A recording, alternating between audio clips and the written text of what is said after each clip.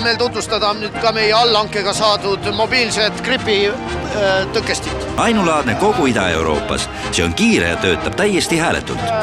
Aparaadiga, mis rattad on all, saab nagu ringi liigutada rohelist värvi. Ega ma nüüd ise ka ei tea, ma esimest korda näen teda lähemalt, et siiamaani ta on olnud nagu niimoodi projektide peal rohkem, aga no nüüd on igal juhul näha, mille eest mulle neid arveid esitatakse, eks ole.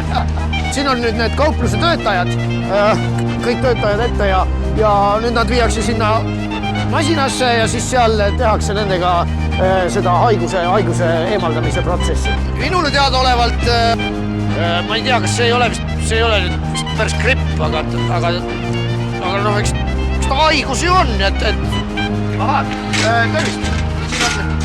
Siin on selle masina hooldustehnik, kes siis teostab, ma arvan, järelekäitlust praegu. See on nüüd see, mis siis põhimõtteliselt jääb järele, see on mingi selline kõrvalsaadus. Aga haigus selles enam sees ei ole, et siin võib julgelt, seda võib näkku määrida endale või miks peaks, masina seest, ma arvan. Pärast lähemat tutvumist masinaga uurisime murelikult, et ega sellega ometi inimesi ei põletata.